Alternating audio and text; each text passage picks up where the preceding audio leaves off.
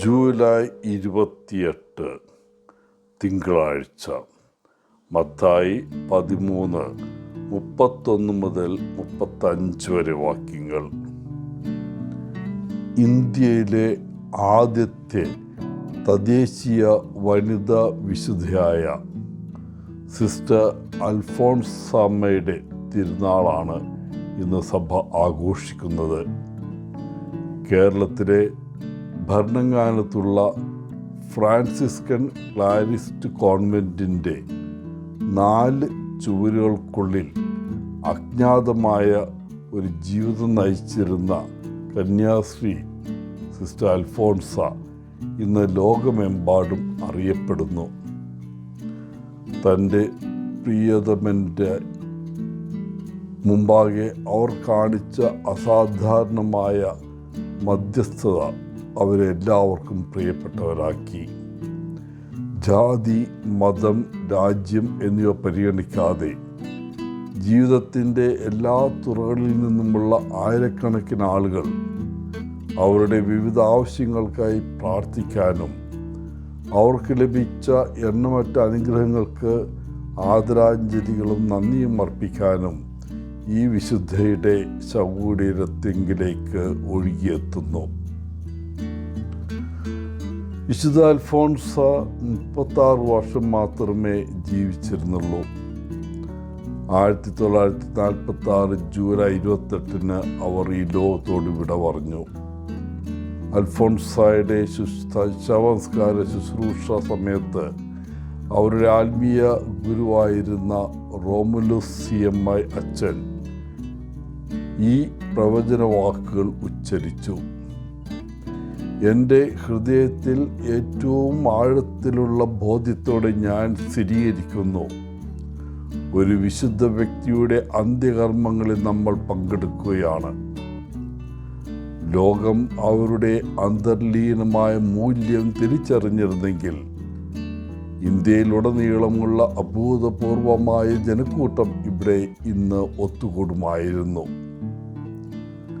മനുഷ്യവിദ്യയെ ആശ്രയിക്കാൻ കഴിയുന്നിടത്തോളം ഈ യുവകന്യാശ്രീ ലിസിയൂസിലെ ലിറ്റിൽ ഫ്ലവറിനേക്കാൾ ഒട്ടും കുറഞ്ഞ വിശുദ്ധയല്ലെന്ന് ഞാൻ നിങ്ങൾക്ക് ഉറപ്പ് നൽകുന്നു. ദൈവത്തിൻ്റെ വിശുദ്ധ ഇച്ഛയാണെങ്കിൽ ഈ സ്ഥലം ഇന്ത്യയുടെ ലിസിയൂസായി മാറും. മേൽപ്പറഞ്ഞ പ്രവചന പ്രസംഗം 2008 ഒക്ടോബർ 12 റോമിലെ സെൻറ്റ് പീറ്റേഴ്സ് സ്ക്വയറിൽ ലോകമെമ്പാടുമുള്ള ലക്ഷക്കണക്കിന് ആളുകളുടെ മുമ്പിൽ വെച്ച് വിശുദ്ധ ബെനഡിക്റ്റ് 16 മാർപ്പാപ്പ അൽഫോൺസാമ്മയെ ഒരു വിശുദ്ധയായി പ്രഖ്യാപിച്ചപ്പോൾ യാഥാർത്ഥ്യമായി. ഇന്നത്തെ സുവിശേഷത്തിൽ യേശു ഒരു കടുകുവിത്തിൻ്റെ ഉപമ നമുക്ക് നൽകുന്നു. സ്വർഗരാജ്യം ഒരു കടുക് വിത്ത് പോലെയാണെന്ന് അവിടുന്ന് തൻ്റെ ശിഷ്യന്മാരോടും നമ്മോടും പറയുന്നു. ഒരു തോട്ടക്കാരനാണെങ്കിൽ കടുക് എത്ര ചെറുതാണെന്ന് നമുക്കറിയാം. എന്നിരുന്നാലും ഈ ചെറിയ വിത്ത് വളരുമ്പോൾ അത് എല്ലാ സസ്യങ്ങളിലും വെച്ച് ഏറ്റവും വലുതായി വളരുന്നു.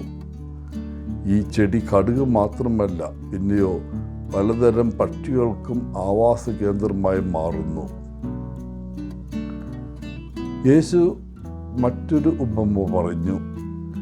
ഈ ഉപമ സ്വർഗരാജ്യത്തെക്കുറിച്ചാണ്. സ്വർഗരാജ്യത്തിന് പുളിമാവ് 3 ഇടങ്ങഴി മാവിൽ കലർത്തിയ ഒരു സ്ത്രീയുടെ ഉപമ അവൻ ഉപയോഗിക്കുന്നു. ആ പുളിമാവ് അതിൽ പ്രവർത്തിച്ചപ്പോൾ അത് മുഴുവനും പുളിച്ചു. ഈ ഉപമകളിലൂടെ യേശുവും അവിടുത്തെ ആത്മാവും നമ്മുടെ ഉള്ളിൽ എങ്ങനെ പ്രവർത്തിക്കുന്നുവെന്ന് യേശു നമ്മോട് പറയുന്നു. ആദ്യപടി നമ്മുടെ ഉള്ളിൽ വിത്ത് വിതയ്ക്കുകയും അത് നമ്മുടെ ഉള്ളിൽ വളരാനും പുളിപ്പുള്ളതായി തീരാനും അനുവദിക്കുകയും ചെയ്യുക എന്നതാണ്. അതിനാൽ ആദ്യം നാം കർത്താവിൻ്റെ വാക്കുകളും പഠിപ്പിക്കലുകളും കേൾക്കുകയും അംഗീകരിക്കുകയും വേണം. പിന്നെ നാം അവൻ്റെ വാക്കുകൾ നമ്മുടെ ഹൃദയത്തിൽ സ്വീകരിക്കണം. പ്രിയപ്പെട്ടവരെ, ഇന്ന് നിങ്ങൾ ആയിരിക്കുന്ന കടുക് വിത്തിനും അപ്പത്തിനും നന്ദി പറയുക. നിങ്ങൾക്ക് മഹത്വത്തിലേക്ക് പ്രവേശിക്കുവാനുള്ള കഴിവുണ്ട്.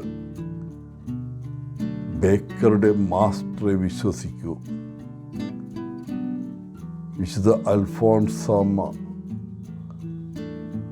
വിജയിച്ചതുപോലെ അവൻ നമ്മളെയും വിജയിക്കാൻ അനുവദിക്കും. എല്ലാവർക്കും നല്ലൊരു ദിനം ആശംസിച്ചുകൊണ്ട് ഒത്തിരി സ്നേഹത്തോടെ പോളച്ചൻ CSSR ഫ്രം കേരള.